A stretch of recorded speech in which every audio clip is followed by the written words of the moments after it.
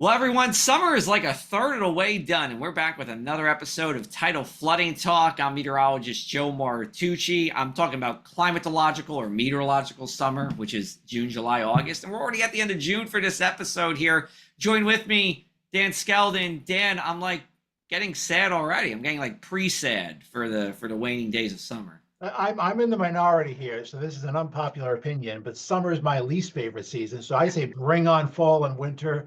I am excited that we're a third of the way done, but again, don't want to say that too loud because but as I know summer is the wheelhouse for most people. That is true.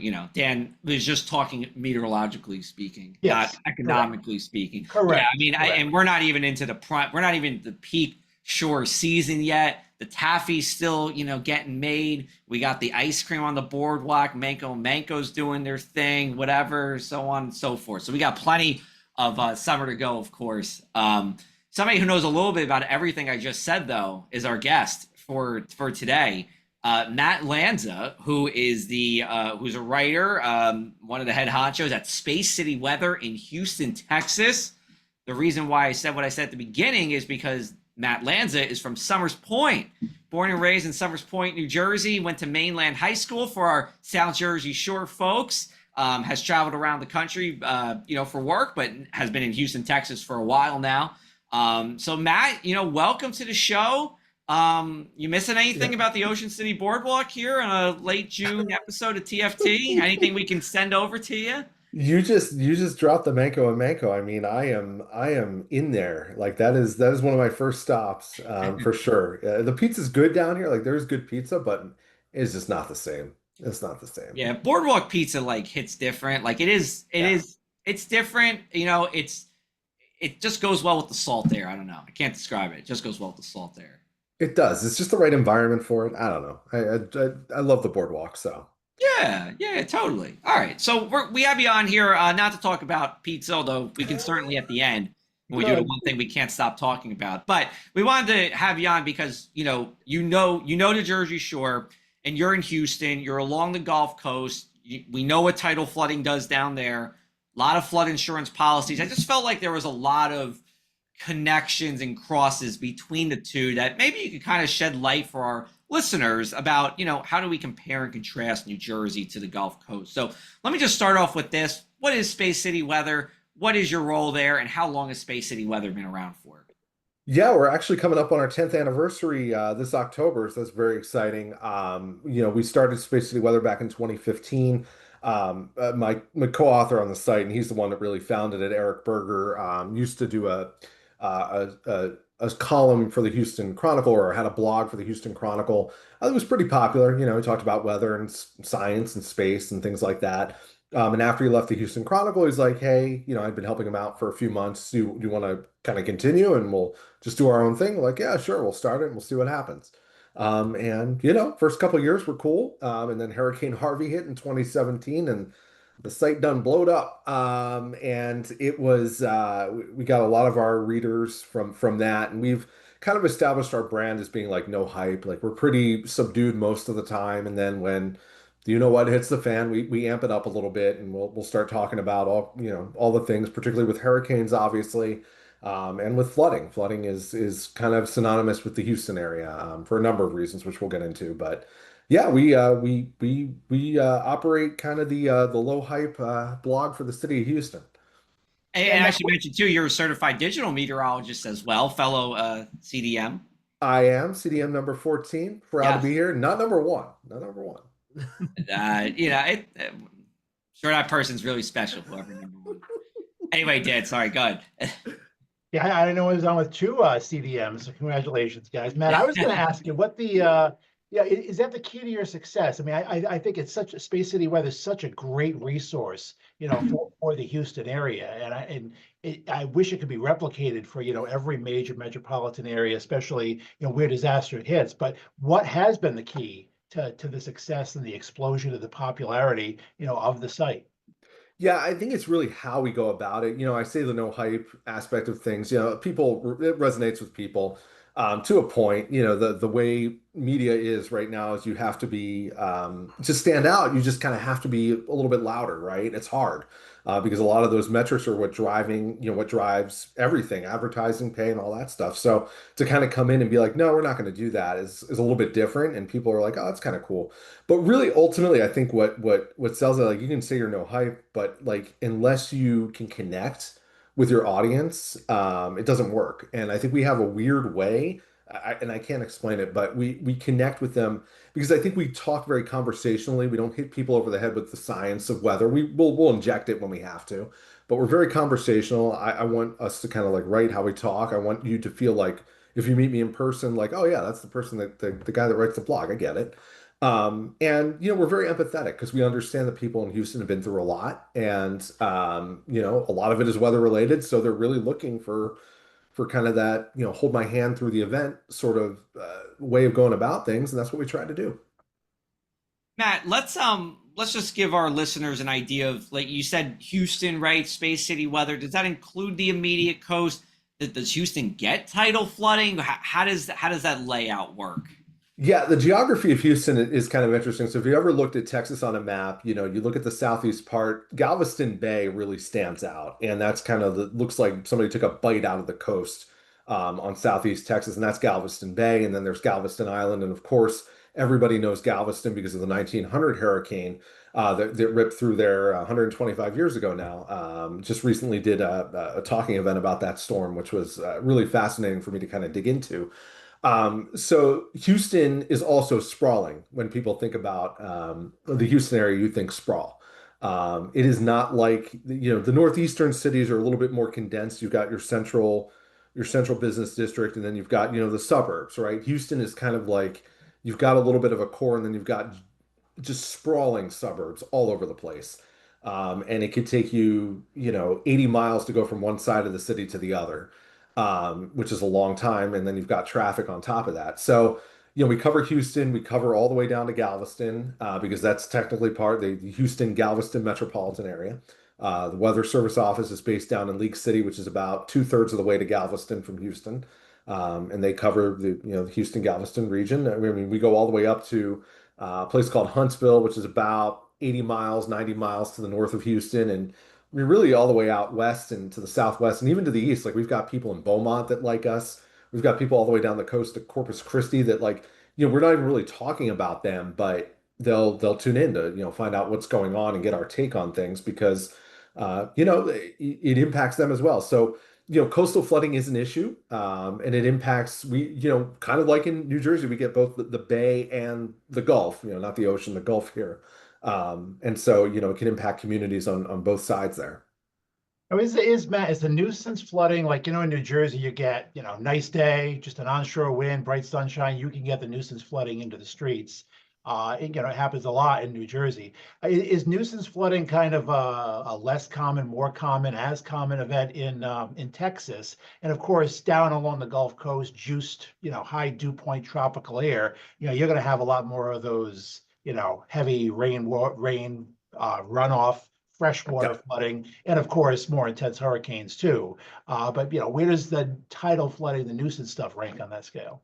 Yeah, I think it's kind of somewhat similar to maybe a little bit less frequent than what you see up in Jersey. It is a lot of times what causes our nuisance flooding is just we'll get these instances in summertime where you've got just the right orientation of high pressure and you've got this broad fetch going across the Gulf. So it goes all the way from Cuba straight into Texas. It's southeast winds. And what it does is it just, piles up, water really. And because it's usually a persistent southeast wind, it's about 15 to 20 miles an hour. It's not anything ridiculous, but it just doesn't really allow the water to drain a whole heck of a lot during low tide. And, you're not going to get significant flooding. It's a little bit different than Jersey in that, usually the causeways are fine. Everything's kind of built to handle this for the most part. But you get run up on the beach, and the real culture shock coming to Texas is when you go to the beach and you see cars on the beach. It's just like, what is this? And so, I mean, a lot of people will bring their Jeeps, they'll bring their trucks to the beach, and that's what they'll do. Some of the beaches are actually like devoted to that. They're dedicated to just bringing your vehicle on there. And then obviously when you have events like that, you can't do that. So you have to do it the old-fashioned way. But we really do get the real serious issue that's kind of interesting, what coincides with our nuisance flooding are rip currents a lot. We will get some serious rip currents, and it's kind of like, you said New Jersey, you got the blue sky, everything's clear. A lot of people are in the water, it's 1,000,000 degrees, and the water's not that cold, but it's something. But you get these rip current events, and at least 5 to 10 times a summer we go through this, and it becomes very hazardous. So the flooding doesn't cause as many problems necessarily as all the other stuff that comes with the long fetch winds across the Gulf. Interesting. All right, cool. We're going to take a break here, Matt. Our first break here. We'll be back on the other side. Plenty more with meteorologist Matt Lanza with Space City Weather. Thanks to the New Jersey Coastal Coalition, your flood insurance bills are lower and your streets safer from the reality of flooding. Since beginning in 2013, we build more resilient shoreline communities. Our member towns develop and share in best practices that anticipate future concerns and create flooding solutions. From our town-specific free web app for flooding information to our weekly Tidal Flooding Talk show, we focus on flooding 24/7. Visit www.njcoastalcoalition.com for more. Welcome back to this week's Tidal Flooding Talk with meteorologist Joe Bartucci. I am Dan Skeldon, and we are joined by a third meteorologist this Tuesday, meteorologist Matt Lanza from Space City Weather. And Matt, we were talking before the break, Texas being on the Gulf Coast, nice, juicy tropical air. You get the nuisance tidal flooding, but more than New Jersey, the precipitable water, just so much more down along the Gulf Coast. And what that means is it can really rain.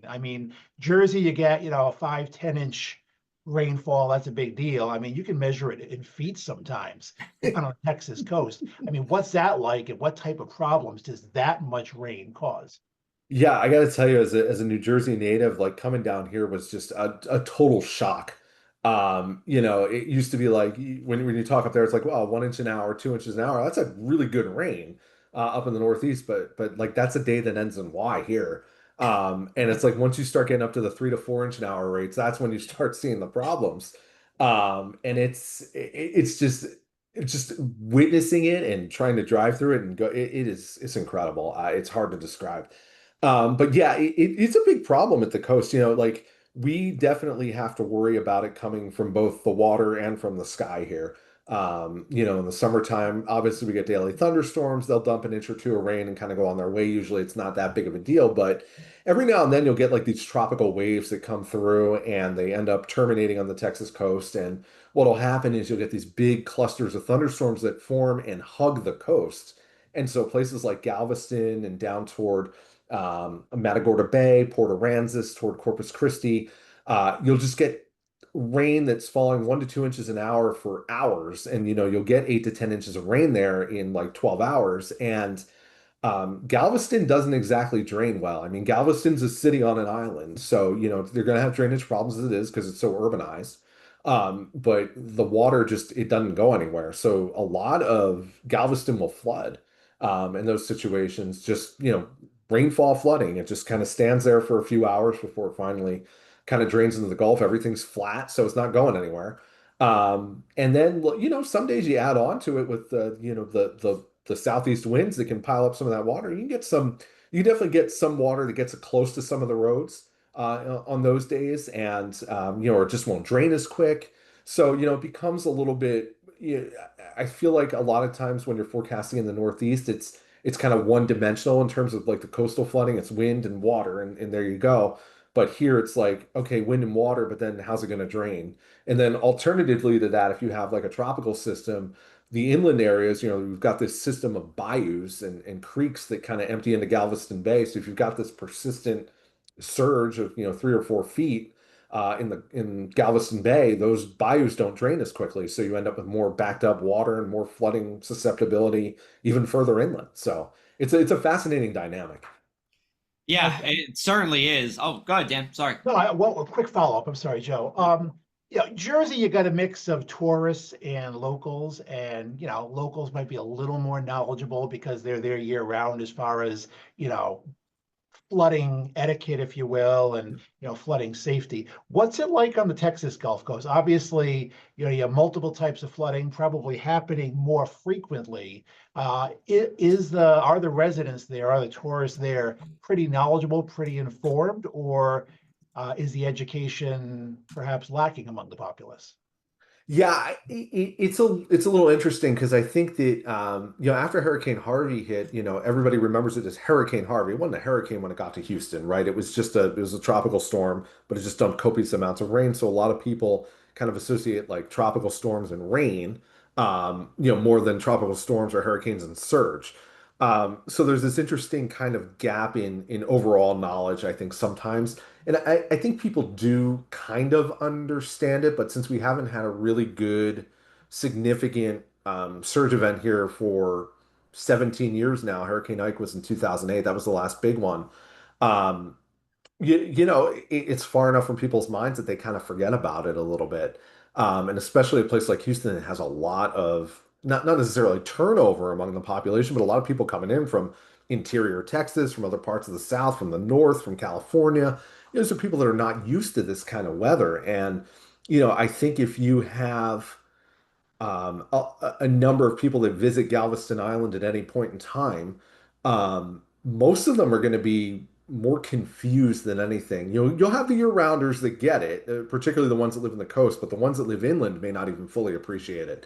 I mean, sometimes Galveston, even though it's only about 50 miles from Houston, can feel like it's a world away because it's not like drastically different, but it's just a different place. It's coastal. Yeah. And it's hard to grasp sometimes when you live inland. So it does create, again, a kind of an interesting dynamic and interplay among people. Hmm. So, education's obviously key for any kind of awareness of coastal flooding. We talk about it all the time at the New Jersey Coastal Coalition. One of the things that you do that I really like, because it's so simple, is your Space City Weather flood alert. I'll let you talk, but just to make a real quick thing, it's on a scale of 1 to 5, 5 being the worst, 1 being, minor impact. So we have about 2 minutes in this segment. I just want to turn it over to you and you explain that to people and how you develop that. Yeah, so after Hurricane Harvey, everybody was skittish and on edge. And then a couple years later, we had Tropical Storm Imelda, 2019, and that did some serious flooding east of the Houston area. It did get into parts of the metro area, but it was really east of Houston toward Beaumont that got just almost as bad flooding as they did during Harvey in some places. Some people had just moved back into their homes and they flooded again. It was, really awful situation. But coming out of that, we recognized that people were very much on edge anytime it rained. So we felt that we needed to come up with a way to set their expectations. So we just created this scale. We said, all right, 1 to 5, 5 is Harvey. What's 4, what's 3? We did a little bit of research on past flooding and how many, homes and cars flooded, and just came up with this 1 to 5 scale for Houston, and people loved it. One of the interesting things is we're revamping it this year because we recognize that we came up with this ourselves, and it wasn't scientifically, rigorous in any capacity. So we actually partnered with the neuropsychology department here at the University of Houston to come up with this a little bit more of a rigorous scientific way of explaining the impacts of the flooding, the more action messages than past events as analogs, ways to help, what can I do if it's stage 1 or stage 2 event? We get those frequently. I think most people know 3, 4, and 5 is bad, but how bad? What do I need to be doing? And so that's kind of what we're aiming to do and make it more useful to people down here to be able to utilize. And, it was designed mainly with rainfall in mind. But theoretically, we could easily adapt it to storm surge as well. But I think the hurricane, warnings and things like that do a pretty good job already. So, it's just kind of another way we try to connect with people and help them out. Awesome. Yeah, very useful and easily digestible, which is what we want. All right, we're going to take our last break here. We'll come back on the other side as we wrap up with Matt Lanza from Space City Weather.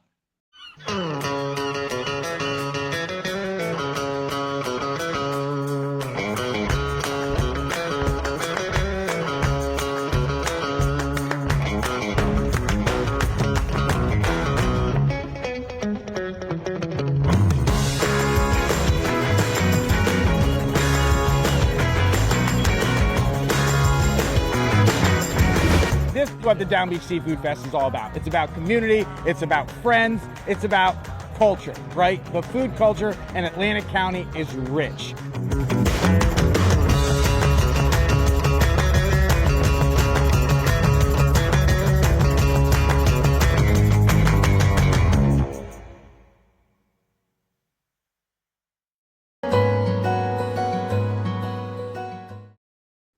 And as always, make sure to check out Tidal Flooding Talk's new episodes every Tuesday at 7 p.m.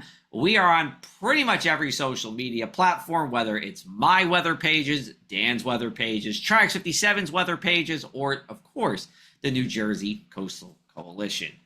All right, so Matt, we are going to continue our conversation here about flooding. When it comes to just a little more in the comparisons between what you see at the Gulf and in New Jersey. Is there anything else that comes to mind just from you growing up in New Jersey and what you see in Texas? Yeah, I feel like the interesting difference to me is like in New Jersey, anytime you'd have coastal flooding, and I mean, granted, it's been a while since I've been there now, and it's probably becoming a little bit more frequent that you see it, but it was always an event. Like it was always like a big deal. I distinctly remember I had friends that lived, family friends that lived in Ocean City. We would allow them to come over and stay with us if there was going to be a bad, tidal flooding event that we knew was coming from a nor'easter or something. Just kind of get them on the mainland, really protect their car more than anything. And so here it's just, I don't want to say more lackadaisical, but it's more just kind of, yeah, it is flooding, it happens. Which is a weird thing to say, like, particularly in a place like Galveston. I feel like Galveston and New Orleans just kind of have this like attitude that's just so laid back. There's like just kind of deal with it, and go about their business. Like it doesn't stop everything. Like I feel like everything stops. That's your focus, and then when it's cleared up, you clean things up and go back to it. Here it's just kind of like you live with it. When it comes to like the rainfall flooding, it's different here, but the tidal flooding, I mean, other than if we're in a tropical system, it is just really chill. Like I don't want to say it's an afterthought, but it kind of is in a way. So it's kind of interesting. Hmm. Two things you've said also in the topic of our discussion so far. I guess I'm wondering, do you think this is the same everywhere?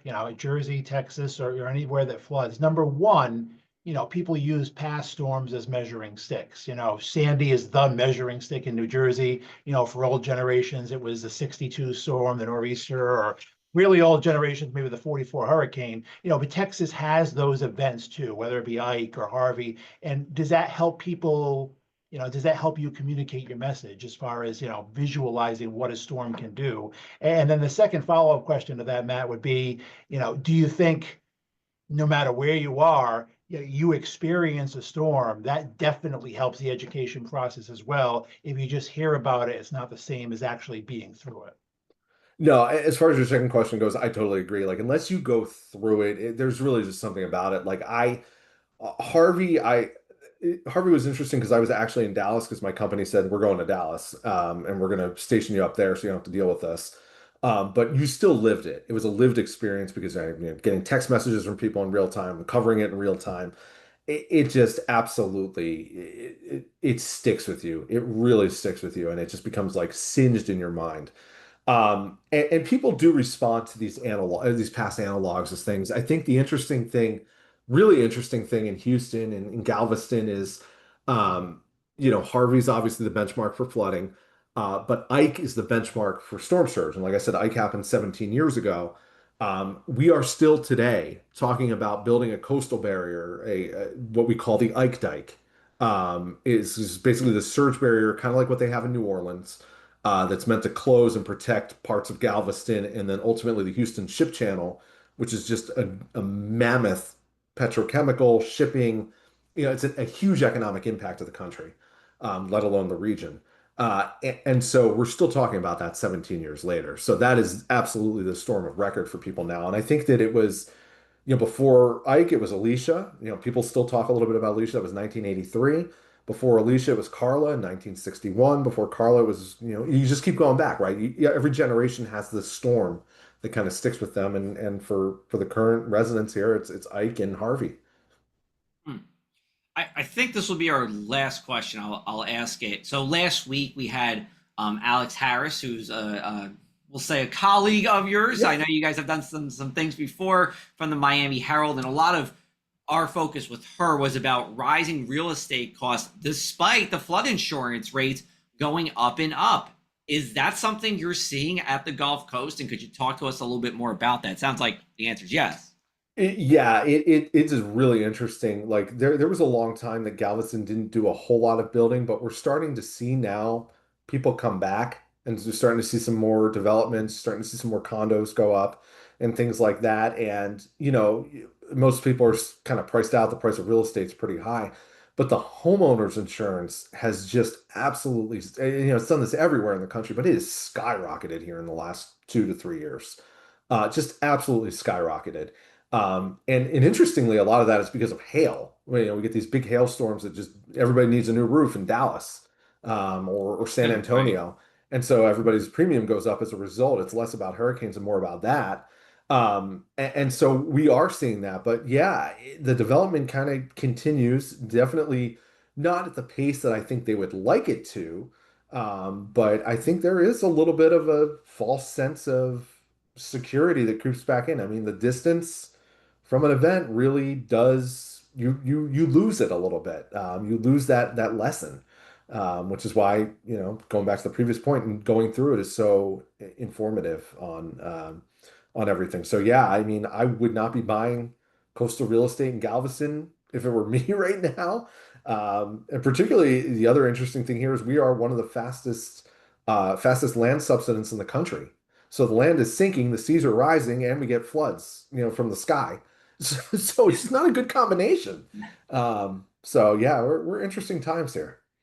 Yeah, very interesting. And, just for our listeners too, New Jersey's also the land sinking as well at the Jersey Shore too, and that's separate of the rising sea levels that we've seen. So anyway, Matt, this was great. We're going to end this as we do every week, which is the one thing we can't stop talking about, tidal flooding or otherwise. Matt, you are our guest. All yours. So I'm going to go with the fact that, it's hurricane season. I'll try and keep it on brand here. Hurricane season's here. I've been doing a lot of talking about hurricane season first month of the season. And one of the things I always tell people is, you hear it a lot, but really you need to be prepared and you need to, and I tell people this not because, for your safety after a storm so much as just the stress that's caused by these things. Like it's a stressful time when you have to pack it up and go. So, know what you're going to do with your kids, know what you're going to do with your pets and where you're going to find your documents. Have it all done now so that when the time comes, one less thing to worry about. So just make your life easier. Very good. Very good. Dan? Yeah, good advice, man. I'm going to go off brand and just wonder if my Red Sox will have any chance of seeing your Astros. I'm presuming that your Astros in the playoffs, and I'm thinking probably not this year, but I'll continue to hope. Astros are always tough. They're always a tough out. So I split my allegiance, Astros, Phillies. We'll see. The Phillies are an interesting team this year, so we'll see how it goes. Okay. Yeah, I'm an Orioles fan, which looked great at the beginning before the season, and then they dug themselves too deep of a hole, I think. But anyway, I'm going to go a little bit off topic as well because I can't stop thinking about what my Thursday night and Friday is going to look like. That would be the 26th and 27th because the week that we're listening to this, I am in Boise, Idaho for the American Meteorological Society conference. I am flying back on Thursday, getting back Thursday night, and then Friday I'm going to Scotland. So I gotta make sure I get home first. I gotta repack and do some laundry, and then fly across the pond. Unfortunately, there was no Boise to Scotland direct flight there, so I couldn't do that. But yeah, so we'll see how that 24-hour period goes. We're gonna see. Very interesting. I've never done this before. Have a safe trip. It's fun. Yeah, appreciate it. Never been to Ireland or Scotland, so looking forward to both. Cool. Yeah. All right, great. Well, that wraps it up for this episode of Tidal Flooding Talk, brought to you by the New Jersey Coastal Coalition and our broadcast partner, Trax 57. Matt, where can people check out more in Space City Weather and more about you? Yeah, visit spacecityweather.com or theiwall.com, which is kind of our companion site that we talk about hurricanes, tropics, and extreme weather. So, yeah, we're active there. Feel free to drop in and say hi. Awesome. Yeah, please do so for all listeners. Please go to Space City Weather, even if you don't live in Houston or that area. It's just a cool website to check out on the forefront of digital meteorology. So we're going to wrap it up. We'll be back with you next week. We're actually going to continue our Gulf Coast state series. We have Alexa Trishler, who's also a Jersey Shore native. She works in New Orleans, and she's going to talk to us about Louisiana and coastal flooding. So we did Florida, we got Texas, we got Louisiana, and then we're back to New Jersey for a few weeks after that. So anyway, thanks everybody for watching Tidal Flooding Talk. We'll chat with you soon.